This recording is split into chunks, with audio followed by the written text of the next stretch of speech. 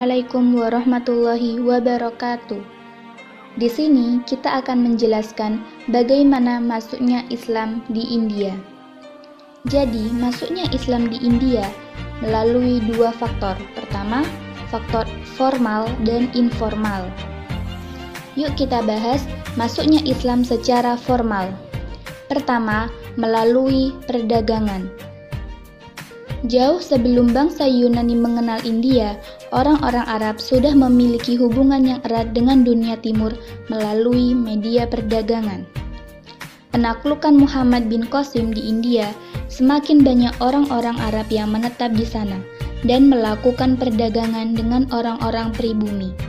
Pusat-pusat perdagangan yang terkenal antara lain Daibul, Pantai Malabar, Pantai Kalamander, Madura, Satapgram, dan Aikap.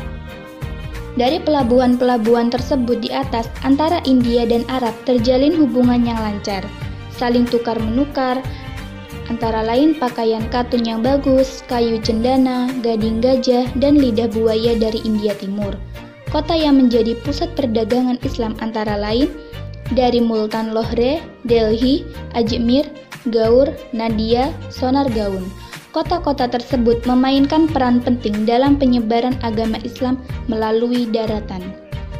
Bukti kuat adanya hubungan antara Islam dengan India adalah ditemukannya koin mata uang pada zaman Khalifah Harun al-Rasyid, cetakan tahun 778 Masehi, di Mainamati dan Paharpur di India Timur.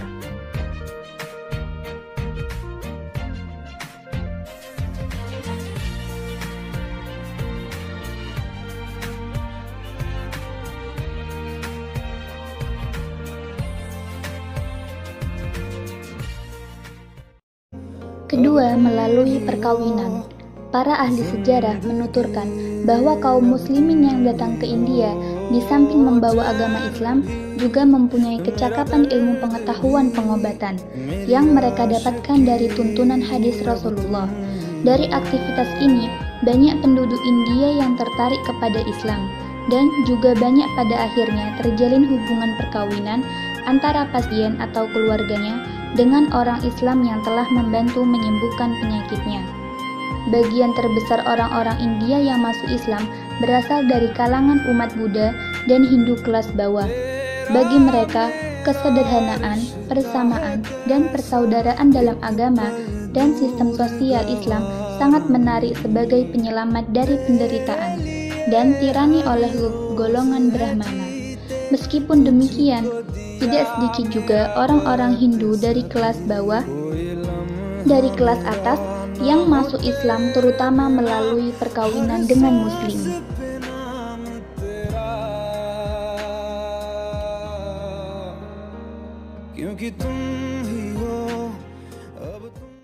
Yang ketiga, Sufi dan Mubalik.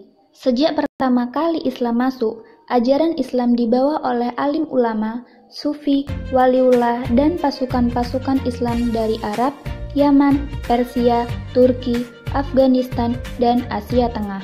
Pengaruh ajaran Islam sangat besar terhadap kehidupan masyarakat.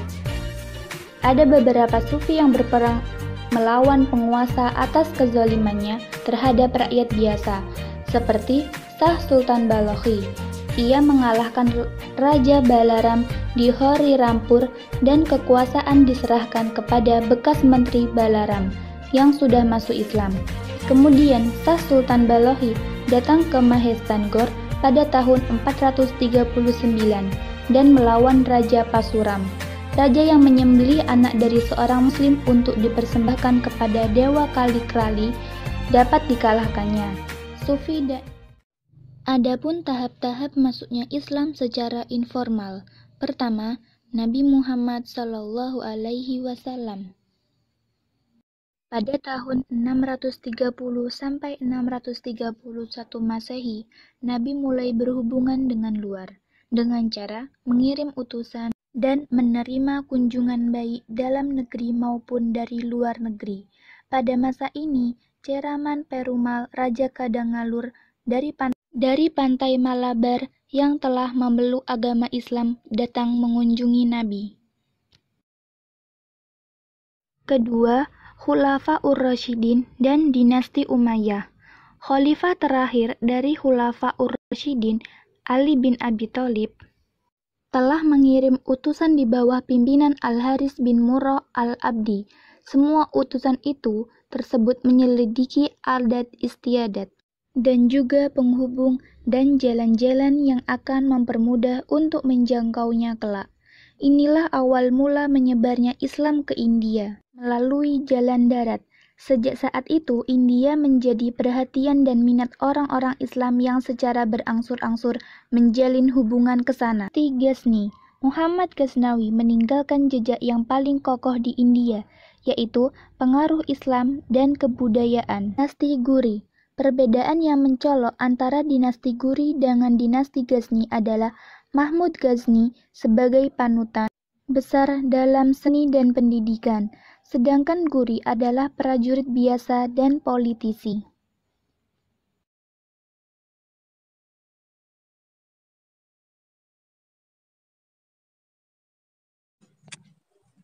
Jejak Islam di India.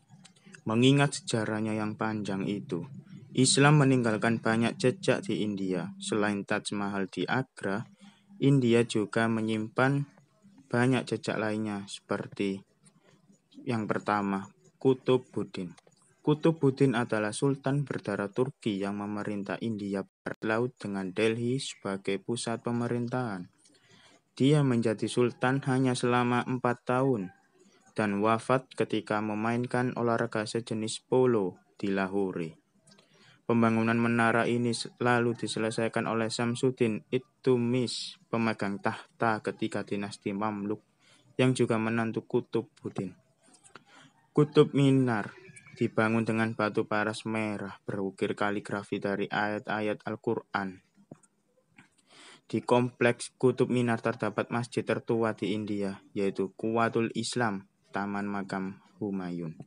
Bila Taj Mahal dibangun oleh suami untuk sang istri, Taman Makam Humayun dibangun oleh istri untuk suaminya, terletak di tepi sungai Yamuna. Bangunan ini merupakan sebuah kompleks pemakaman besar dan megah yang didominasi batu paras merah.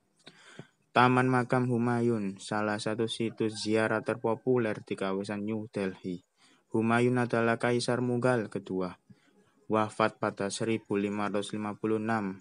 Lalu, saat 1562, sang janda Humayun, Hamidah Begum, berasal dari Persia, memerintahkan pembangunan taman makam ini sebagai sebuah tanda cinta untuk sang suami, yang berlokasi di Mathura Road, kawasan Nizamuddin, East Delhi. Masjid Jama'. Masjid ini terletak di Old Delhi, lebih tepatnya di Jalan Chandni Chowk. Masjid ini didirikan oleh Kaisar Mughal Shah Jahan pada 1656. Pembangunannya membutuhkan waktu 6 tahun dengan melibatkan lebih dari 5.000 pekerja. Bangunan serta pelataran masjid terbuat dari batu paras merah, bahan bangunan yang umum digunakan pada masa Kekaisaran Mughal. Mampu menampung 25.000 jamaah. Masjid ini dibangun hampir bersama dengan beberapa masjid di Agra, Ajmer, dan Lahore. Namun, ia tampak paling fenomenal sehingga mendapat julukan Masjid Ijahanumah, yang berarti masjid berpanorama dunia. Julukan itu tak berlebihan. Keindahan bangunan dan arsitekturalnya memang tak tertandingi oleh masjid-masjid lainnya yang didirikan oleh dinasti Mughal. Di dalamnya juga tersimpan benda-benda bersejarah seperti Al-Quran dari kulit rusa, bahkan sandal dan rambut yang diyakini milik Nabi Muhammad SAW. Tak heran jika Masjid Jama' dipuji oleh para ahli sejarah sebagai warisan dinasti Mughal yang paling berharga di samping Taj Mahal kala itu. Di tengah keragaman agama yang dianut rakyatnya, Shah Jahan tanpa ragu menegaskan identitas sebagai Muslim dengan membangun masjid megah ini.